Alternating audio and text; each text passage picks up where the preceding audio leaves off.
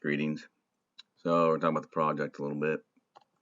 So on each of these, you're gonna do this. You're gonna follow directions specific to your choice. Should use a PowerPoint or something similar, so I can just kind of thumb through it, make sure everything's good. Make sure you upload all of the work you did. There should be some math involved here, people. So not just cut to the chase. Here's my answer. No, I want to see all the gory details, pictures, videos, what have you. Okay, those are the things that we're gonna do. You probably should use Laplace. That's what I would do, but maybe not. I don't know.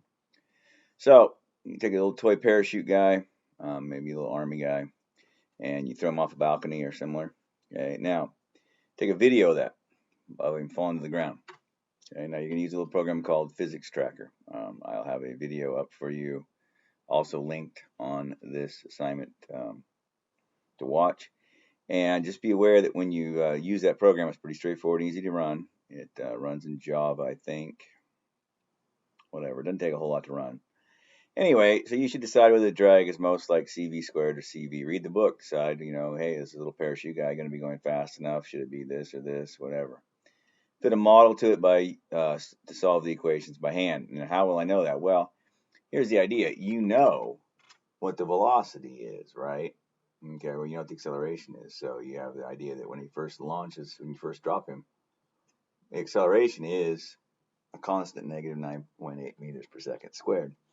Now, clearly, this is not going to stay that way because it's a parachute and he will reach terminal velocity. So, obviously, there's going to be you're going to follow a model very similar to in chapter 2.2, I want to say. Anyway, you can look it up, figure it out. So you'll figure out, you start with acceleration and work your way up to x, and then, try to figure out, get an approximation, what is his drag coefficient. Obviously, you're going to have to guess at that. How well you know, to see how well it matches with the data. That's how you'll know. And then how long before he hits 95% of his terminal velocity, and what's his terminal velocity, and then repeat with a couple different parachutes, sizes, designs, what have you. Okay, similar, except it was a coffee filter. So you take a paper coffee filter, and initially they're kind of a basket shape. If you instead do do that one first, and it'll fall at a different rate, and then fold it out flat, and then it'll fall at a different rate. And what will be interesting, I think you'll find anyway, is that as the fatter it gets, okay, it's bigger drag coefficient, therefore it's going to reach a lower terminal velocity, and it'll get there a lot quicker, its terminal velocity. And same basic principle, okay, use Physics Tracker to pull that off, okay. That's cool, that's fun, I enjoy that, that's my favorite. RLC circuits are okay, but listen carefully, so help me God, you have to be able to do this. You cannot just do it in LT Spice and go, see, I did it. It doesn't count. I promise you I will give you no credit for that.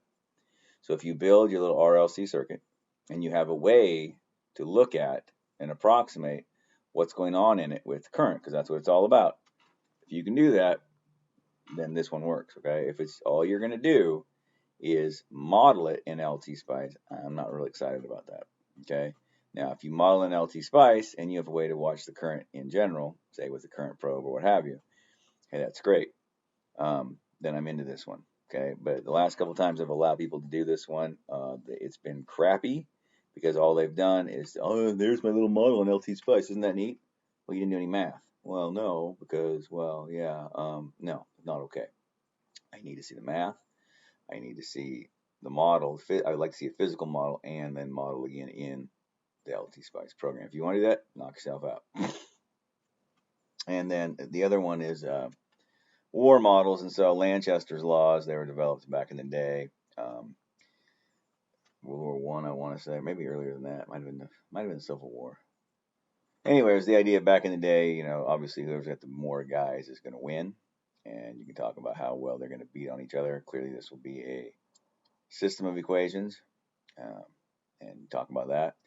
And of course, if time goes to infinity, they're probably one of them is going to peter out to zero quicker than the other one, and then that's when the game's over. Okay.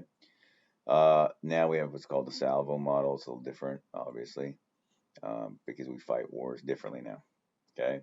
So that's the game. What I'd like to know, and I've never seen this actually, and if someone could show me this, like you could actually show it, I'd be really excited about, could the game of Risk be modeled this way? Now, I don't normally look for a lot of writing, so help me God.